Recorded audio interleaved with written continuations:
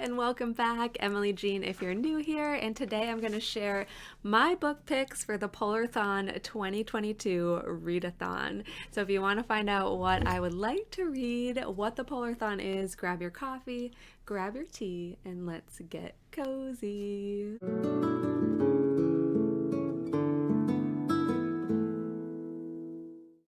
Okay, so the Polarthon is run by Jade from Jadeyraereads. I'll link her original video below. She does it every year. I think this is the 4th year. It's the first time that I'm participating, and it's wintry, fantasy, magical vibes. So I was totally on board for this one.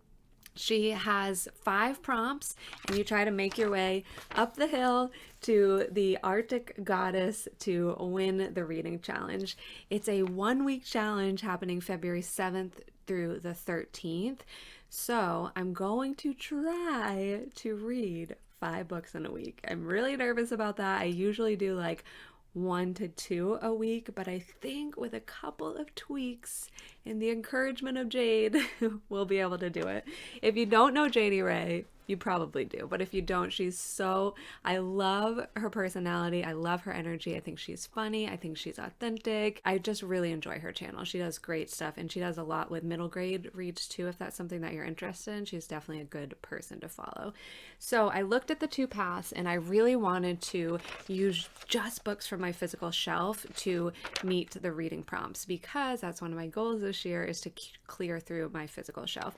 So first I went through and I pulled anything with a slightly wintry cover or an Arctic vibe, and then I checked the prompts, and I went with Arctic animals, the route up the mountain, that's Arctic animals. The first prompt is cozy vibes. So the closest I could get from my collection for cozy vibes was Winter People by Jennifer McMahon.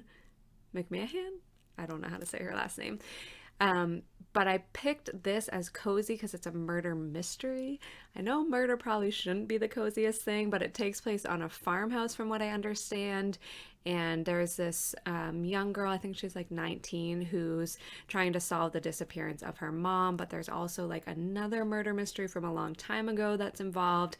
So I just thought this would be a good cozy read to kick off the Polarthon with. Next reading prompt was something with a snowy cover.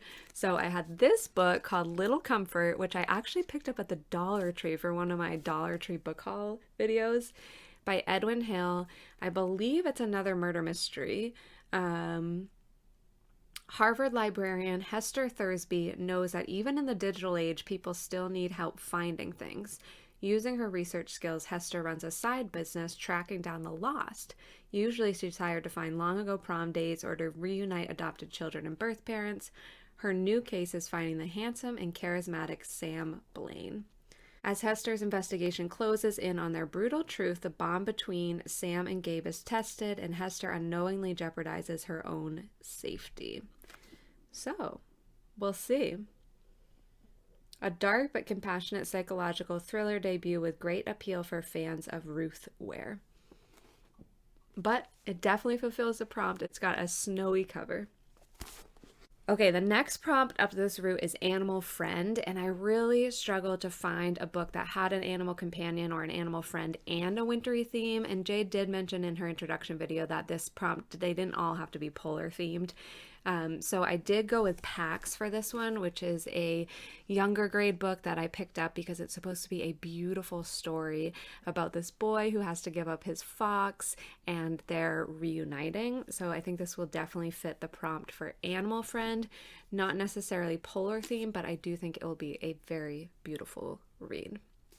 And then we have Arctic setting, and the very top prompt is polar fantasy. So Jay did mention that we can combine 2 if they're directly connected. So on this, you can see that Arctic setting is directly connected with polar fantasy. And I checked on her video and I said, does Winterwood count as a polar fantasy? Because I picked this up, but I don't know a lot about it. And she responded and said, yes, this is definitely a polar fantasy. So I'm going to count this as polar fantasy and Arctic setting, but I do have a bonus read that I'm hoping to get in. So if I don't get in my bonus read, this will count as the top 2 prompts. And this is Winterween by Shay Earnshaw. And I believe this is like where the forest is alive. And I really like stories that have that element. I think there's magic involved as well. So I'm really excited to check this one out. And then my like stretch goal is to read Dr. Zhivago because I've had this on my shelf forever. I guess it's good. Would you consider this a classic? Probably. There's so much history to this book. It almost didn't get published. Like the help of a CIA agent helped get it published. But it definitely takes place in an Arctic setting. So I'm hoping to read Dr. Zhivago, but I feel like this alone would take me 2 weeks to read. So I'm gonna read these ones first, and then if I have extra time, I'll read this, and that will fulfill the Arctic setting, which would then give me a full 1, 2, 3, 4, 5 books read. Okay. So that's my plan for the Polar Readathon. A couple ways I'm going to support myself reading way more books than I usually do is once my son goes to bed. I have a 3-year-old son who's amazing. He usually goes to bed around between 7 and 8 by the time he actually falls asleep. Then I do like my final round of cleanup for the night, and then I usually sit and watch some TV, scroll mindlessly through social media, and then I spend an hour reading before I go to bed. What I think I'll do is cut out maybe the cleaning, maybe the mindless social media, and right after I put him to bed, I'll just start reading for the night. So I could get in like 3 hours a night, which might help me get to that point. And then I'll read more on the weekends. And he has been doing a lot better with independent play, so I'll see if I can get some reading in during the day. It's been a long time since I've done that, but I'm going to try it. If you have any other tips for reading with toddlers at home, let me know and I'll try that out. And if you are going to join in the Polar Readathon, let me know below. Let me know which team you're going for, and I'll see you in Jadeyraereads page. Okay, that's it for today. Thank you so much for hanging out. Hopefully I'll see you guys in another video very soon. Bye.